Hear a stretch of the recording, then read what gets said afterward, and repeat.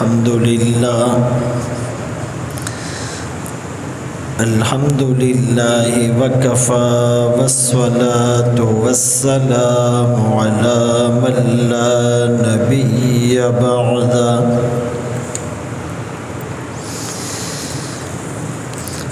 أما بعد فأعوذ بالله من الشيطان الرجيم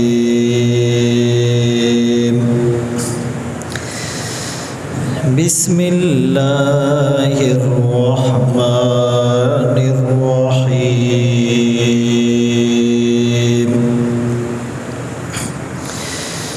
وقاتلوهم حتى لا تكون فتنة وقال الله تبارك وتعالى في مقام آخر لقد نصركم الله ببدر وأنتم أذلة وقال النبي صلى الله عليه وسلم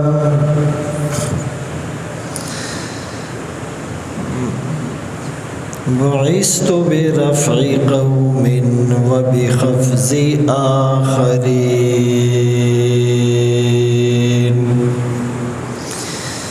أو كما قال عليه الصلاة والسلام صدق الله مولانا العظيم وصدق رسوله النبي الأمي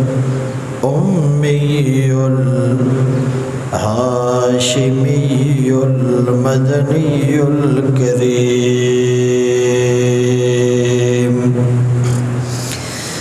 ونحن على ذلك لمن الشاهدين والشاكرين والحمد لله رب العالمين.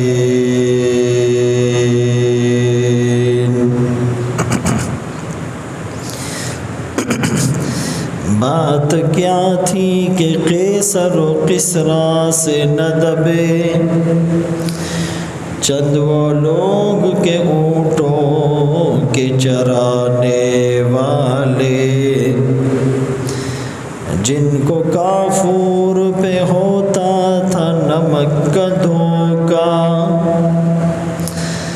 بن گئے دنیا کی تقدیر بدلنے والے.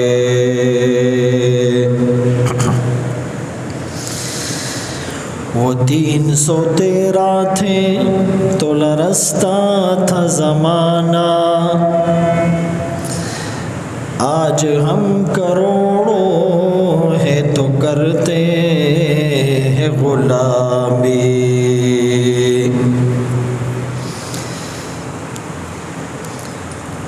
واجب الاحترام عزیزان گرامی، آپ کے سامنے قرآن کریم فرقان مجید کی چند آیات تلاوت کی اور سرکار دو عالم تاجدار مدینہ محمد مصطفیٰ احمد مجتبیٰ صلی اللہ علیہ وسلم کی حدیث مبارکہ پیش کی. آج 17 رمضان المبارک ہے، جمعے کا دن ہے. 17 رمضان المبارک 2 ہجری کو مسلمانوں اور کافروں کے درمیان پہلا معرکہ ہوا جسے جنگ بدر یا غزوہ بدر کے نام سے جانا جاتا ہے. ستیزہ کار رہا ہے ازل سے تا امروز چراغ مصطفی سے شرار بولہبی. یعنی اس امت کا کفر سے جو پہلا معرکہ ہوا وہ تو بدر تھا، اس کے بعد آج تک یہ سلسلے جاری ہیں اور قیامت تک جاری رہیں گے۔ اذن للذین یقاتلون بانہم ظلموا، اس آیت سے مسلمانوں کو ایک طویل صبر کے بعد جہاد کی اور کافروں سے لڑنے کی اجازت دی گئی۔ جب رسول اللہ صلی اللہ علیہ وسلم نے مشرکین کی ایذاؤں سے تنگ آ کر اللہ کے حکم سے ہجرت کی مدینے کی طرف، تو مشرکین کو پھر بھی چین نہ آیا اور ابو جہل کی قیادت میں وہ پھر سے مسلمانوں پر حملہ کرنے کا سوچنے لگے، اور بالآخر 2 ہجری میں وہ 1000 جنگجوؤں کا لشکر لے کر مسلمانوں پر حملے کے ارادے سے چل پڑا۔ رسول اللہ صلی اللہ علیہ وسلم کو جب پتہ چلا تو آپ نے صحابہ سے مشورہ کیا، اور مشورے میں یہ طے ہوا کہ مدینے میں رہ کر لڑنے کے بجائے باہر نکل کر مقابلہ کیا جائے۔ اور بدر کا میدان جو کافی فاصلے پر ہیں، مسلمان وہاں نکلے تو کافروں نے پہلے سے پہنچ کر اچھی جگہوں پر اپنا قبضہ جما لیا تھا۔ تعداد کے اعتبار سے وہ 1000 تھے، یہ 313، وہ 600 زیرہ پوش تھے، ان میں سے شاید 1-2 زیرہ پہنے ہوئے تھے، ان کے پاس 700 اونٹ تھے، ان کے پاس صرف 70 تھے، ان کے پاس 100 گھوڑے تھے، ان کے پاس صرف 2 تھے۔ بظاہر جنگ کا نقشہ ان کے حق میں تھا، اسباب کو دیکھتے ہوئے ان کی جیت یقینی نظر آ رہی تھی، لیکن اللہ یہاں پر تھوڑی جماعت کو بڑی جماعت پر غالب کر کے دنیا کو پیغام دے رہے تھے کہ جب مادیت کا ٹکراؤ روحانیت سے ہوگا تو روحانیت جیتے گی۔ حالانکہ اسی عرصے میں ابو سفیان کا تجارتی قافلہ بھی وہاں سے گزرنے والا تھا، تجارتی سامان لے کر، اور مسلمانوں کی چاہت یہ تھی کہ ہمارا سامنا ابو سفیان کے قافلے سے ہو جو تجارتی قافلہ ہے۔ ان کے پاس زیادہ اسلحہ نہیں تھا، وہاں پر مشقت نہیں تھی، لیکن اللہ یہ چاہ رہے تھے کہ نہیں، تمہارا مقابلہ ابو جہل کے اس دستے سے ہو تاکہ ثابت قدمی ہو، اللہ کی مدد کو اور فرشتوں کی نصرت کو تم اپنی آنکھوں سے دیکھ لو۔ فضائے بدر پیدا کر فرشتے تیری نصرت کو اتر سکتے ہیں گردوں سے قطار اندر قطار۔ اب بھی آج بھی اگر وہ بدر والا جذبہ آ جائے، بدر والی فضا آ جائے، بدر والی غیرت ایمانی آ جائے، تو آج بھی اللہ کی مدد اترتی ہیں۔ آج بھی ہو جو ابراہیم کا ایما پیدا، آگ کر سکتی ہے انداز گلستہ پیدا۔ اللہ تو وہی ہیں اور اللہ کی طاقت بھی وہی ہے۔ اللہ کے لیے آج بھی وہ سب کچھ کرنا آسان ہے، لیکن ہمارے اندر تبدیلی آنی چاہیے۔ تو بہرحال جب جنگ شروع ہونے والی تھی تو رسول اللہ صلی اللہ علیہ وسلم نے صحابہ کو جمع کیا اور مشورہ کیا کہ بھائی تم جنگ کے لیے تیار ہو؟ تو مہاجرین نے کھڑے ہو کر اپنی نصرت کا، اپنی حمایت کا بھرپور یقین دلایا۔ رسول اللہ صلی اللہ علیہ وسلم پھر بھی متحیر اور فکر مند تھے، ادھر ادھر دیکھ رہے تھے۔ تو انصار سمجھ گئے کہ آقا کا اشارہ ہماری طرف ہے، کہ مہاجرین تو پہلے سے ہجرت کر کے آئے ہوئے تھے، انہوں نے تو اپنی زندگیاں پہلے سے داؤ پر لگا رکھی تھی، اپنے وطن کو چھوڑنا، رشتہ داروں کو چھوڑنا، جائیدادوں کو چھوڑنا، پکی ہوئی فصلوں کو چھوڑنا، تیار کھیتیوں کو چھوڑنا، گنجان اور پھل والے باغات کو چھوڑنا، یہ تو بہت مشکل کام تھا، یہ قربانی تو وہ دے چکے تھے۔ آیا انصار کا رد عمل کیا ہوتا ہے؟ تو انصار سمجھ گئے کہ آقا کا اشارہ ہماری طرف ہے۔ انصار کے قبیلہ اوس کے سردار سعد بن معاذ رضی اللہ تعالیٰ عنہ کھڑے ہوئے، کہا آقا آپ ہماری نیت اور ہمارے ارادے کو جانچنا چاہتے ہیں، آپ جہاں چاہیں گے ہم جا کر لڑیں گے، آپ جتنا مال بولیں گے ہم خرچ کریں گے، آپ برق الغماد تک جانے کا حکم دیں گے ہم تیار ہیں، آپ سمندروں میں چھلانگ لگانے کا حکم دیں گے ہم تیار ہیں۔ حضرت مقداد رضی اللہ تعالیٰ عنہ کھڑے ہوئے، کہا آقا ہم بنی اسرائیل کی طرح نہیں جنہوں نے موسیٰ علیہ السلام سے کہا تھا اذهب انت وربک فقاتلا انا ہاہنا قاعدون، آپ اور آپ کا رب جا کر لڑیے۔ موسیٰ علیہ السلام کو کہا ہم تو یہاں انتظار میں بیٹھے ہوئے ہیں، جب آپ جنگ جیت جائیں گے تو ہمیں اطلاع کرنا، ہم بنی اسرائیل کی طرح نہیں، ہم آپ کے دائیں لڑیں گے، ہم آپ کے بائیں لڑیں گے، ہم آپ کے سامنے لڑیں گے، ہم آپ کے پیچھے لڑیں گے، ہم بالکل تیار ہیں۔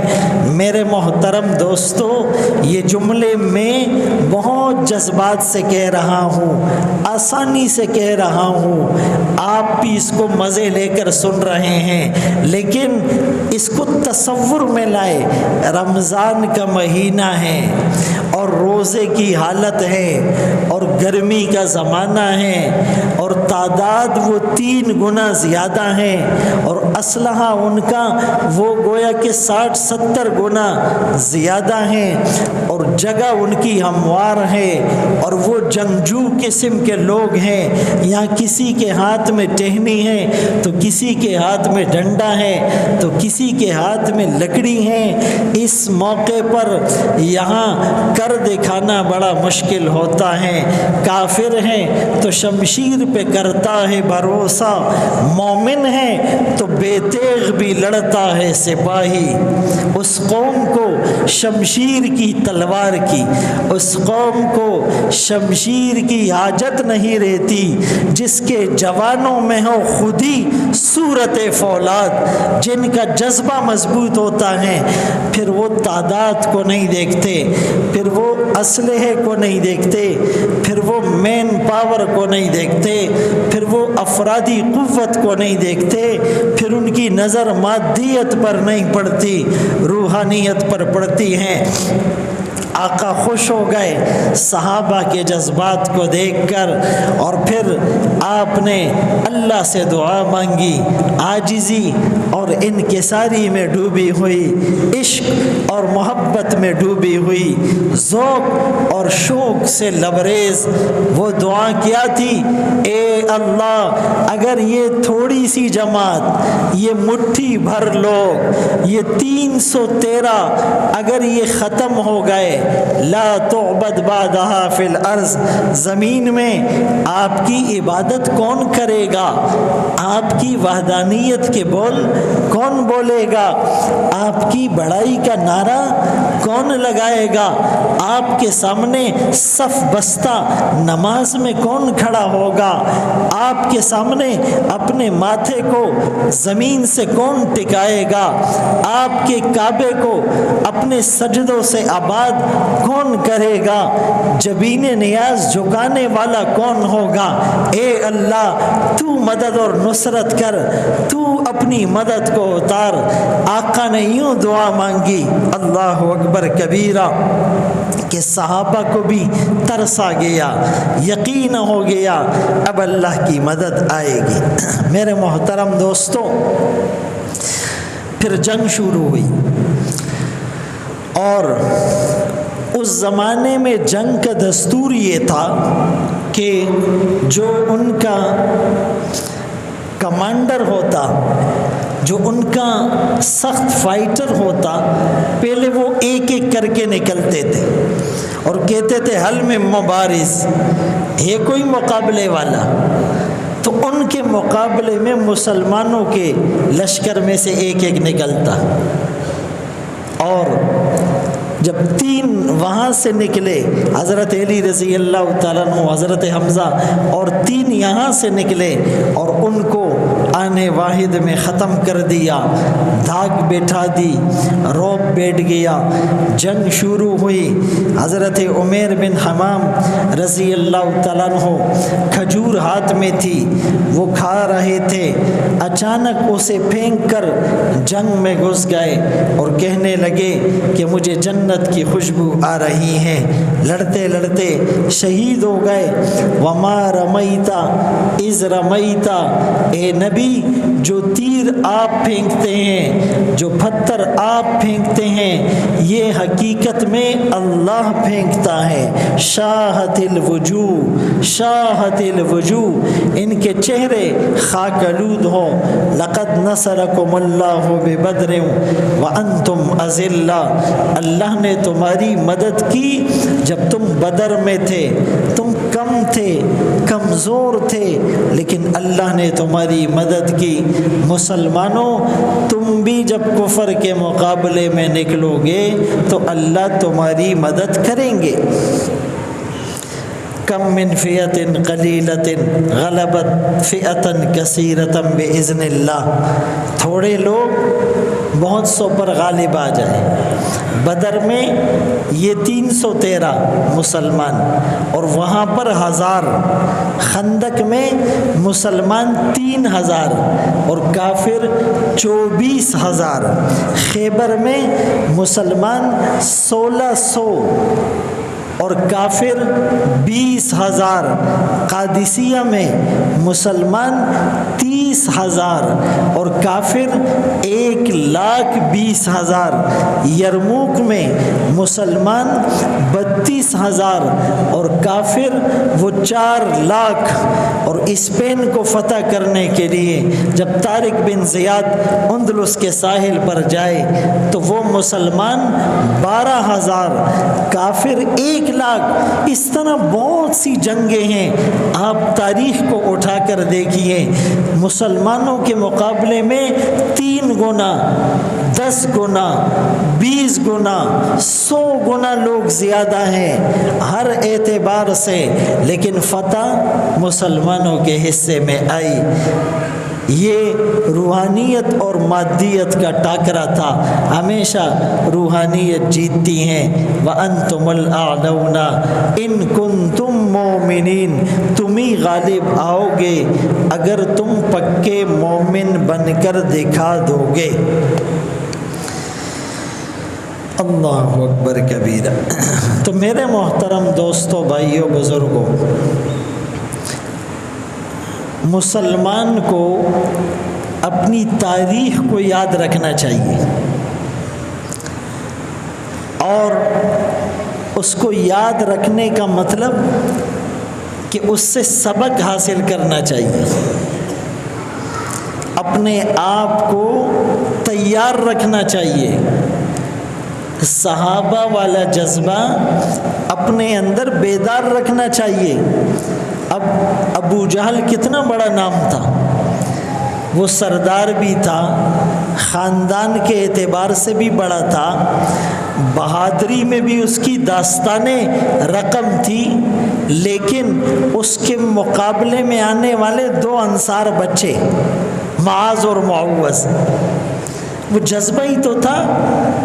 عمر میں وہ بڑا ہے، خاندان کے اعتبار سے وہ بڑا ہے، اسلحہ اس کے پاس زیادہ ہے، طاقتور وہ ہیں، 2 بچے ہیں، نبی کی محبت سے ایسے لبریز ہے کہ اپنی جان کو خطرے میں ڈال کر کفر کے سرغنہ کے قتل کے لیے نکل پڑے ہیں، اور پھر قتل بھی کیا، گھوڑے سے گرایا بھی، اگرچہ گردن پھر عبداللہ ابن مسعود رضی اللہ تعالیٰ عنہ نے تن سے جدا کی، لیکن ساری کارروائی ان 2 بچوں کی تھی۔ ہم اپنے بچوں کو یہ واقعات پڑھائیں گے تو بات بنے گی۔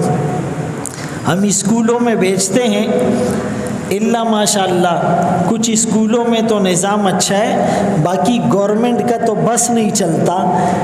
آئے روز کبھی صحابہ کے واقعات سلیبس سے نکال رہے ہیں، کبھی قرآن کریم کا ترجمہ نکال رہے ہیں، کبھی جہاد کا جو کانسیپٹ اور مضامین ہیں وہ نکال رہے، کبھی سوشل ورکر کو ڈال رہے، کبھی جو ہیں وہ کھلاڑیوں کو اور فنکاروں کو ایکٹر بنا کر امتیازات سے نواز کر ان کا سلیبس میں داخلہ کر رہے ہیں۔ تو ان کی تو یہ کوشش ہے، لیکن ہم اپنے طور پر اپنے بچوں کی تربیت کا خیال رکھیں۔ کس اسکول میں بھیج رہے ہیں، وہاں ماحول کیسا ہے، وہاں نصاب کون سا ہے، وہاں تربیت کا انداز کیا ہے، اور اپنے گھروں میں ایک ایک صحابی کا واقعہ پڑھ کے سنائیں۔ صحابہ پر بڑی مستند کتابیں لکھی گئی ہے عربی میں، اسد الغابہ، الاصابہ، الاستیعاب، سور من حیات الصحابہ، اس کے ترجمے آ گئے ہیں۔ ایک حیات الصحابہ ہے، ایک صحابہ کے واقعات ہیں۔ روزانہ اپنے بچوں کو ایک صحابی کا واقعہ پڑھ کر سنائیں۔ اس صحابی کا نام کیا تھا، ان کا لقب کیا تھا، ان کی کنیت کیا تھی، یہ مسلمان کیسے ہوئے، یہ مسلمان کب ہوئے، اسلام قبول کرنے کے بعد ان پر حالات کیا آئے، ان کی قربانیاں کیا ہیں، کن غزوات میں شریک ہوئے، کس غزوے میں اور سریے میں کیا نمایاں خدمات سر انجام دی، پھر زندگی کیسے گزاری، پھر آقا کی سنتوں پر مر مٹنے کا جذبہ کیسا تھا، پھر شہادت کہاں ہوئی، پھر انتقال کہاں ہوا۔ آپ یہ واقعات پڑھیں گے، سنیں گے، اپنے بچوں کو سنائیں گے، آپ کا لیول بڑھے گا، آپ کا جذبہ پروان چڑھے گا۔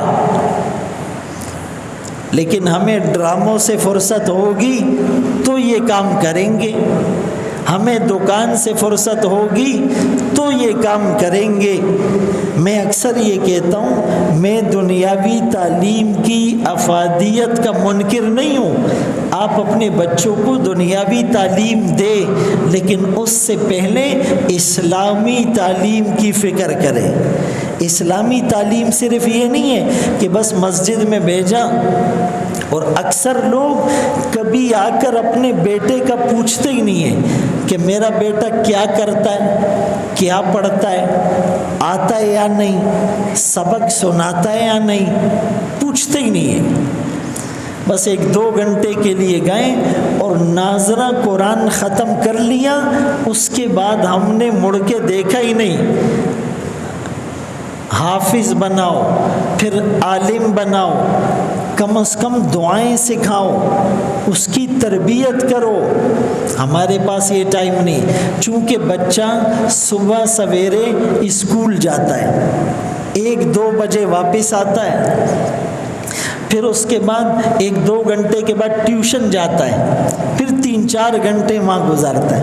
انگریز کی تعلیم کے لیے 8-10 گھنٹے بچہ دے رہا ہے، ہزاروں روپے مہینے کی فیس دے رہا ہے، لاکھوں روپے سالانہ اخراجات برداشت کر رہا ہے، اور مدرسے میں 1 گھنٹے کے لیے بھیجنا ہے۔ بعض لوگ مدرسے میں بھی نہیں بھیجتے، گھر میں قاری صاحب کو رکھ لیا ہے، وہ آ کر آدھا گھنٹہ پڑھاتا ہے، اللہ اللہ خیر صلی اللہ۔ اور اگر کسی سے پوچھو کہ آپ کے بیٹے نے کیا کیا، تو وہ کیا کہتے ہیں، میرے بیٹے نے قرآن بھی پڑھا ہے، ناظرہ پڑھا ہے، پھر اس نے او لیول اے لیول کیا یا میٹرک کیا، پھر اس نے انٹر کیا، پھر اس نے گریجویشن کیا، پھر وہ اعلیٰ تعلیم کے لیے چلا گیا، پھر وہ اعلیٰ تعلیم کے لیے یونیورسٹی چلا گیا، اعلیٰ تعلیم کے لیے پھر وہ لندن چلا گیا۔ مجھے یہ بتاؤ اعلیٰ تعلیم وہ ہے یا قرآن ہے؟ خیرکم من تعلم القرآن وعلمہ، تم میں سب سے بہتر وہ ہیں جو قرآن سیکھیں اور سکھلائیں۔ آج سے اپنے اس پرسیپشن کو چینج کرنا ہے۔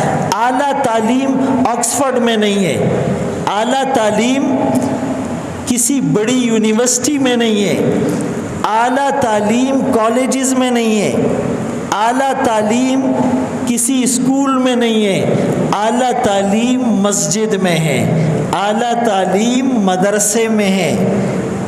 خیرکم من تعلم القرآن وعلمہ، تم میں سب سے بہتر وہ ہیں جس نے قرآن کریم سیکھا، پڑھا اور پھر دوسروں کو سکھلایا۔ تو اپنے بچوں کو اعلیٰ تعلیم دینے کی فکر کرو۔ اللہ اکبر کبیرہ۔ دوسری گزارش کہ 17 رمضان ہی کو صدیقہ ابن صدیق، عفیفہ کائنات، ام المومنین، رفیقہ حیات امی عائشہ رضی اللہ تعالیٰ عنہ کا وصال اور انتقال بھی ہوا ہے اسی 17 رمضان۔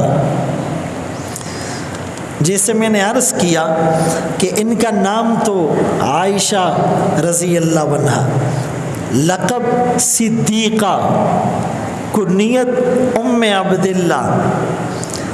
1 ہجری میں ان کی رخصتی ہوئی، رسول اللہ صلی اللہ علیہ وسلم کی سب سے کم عمر زوجہ۔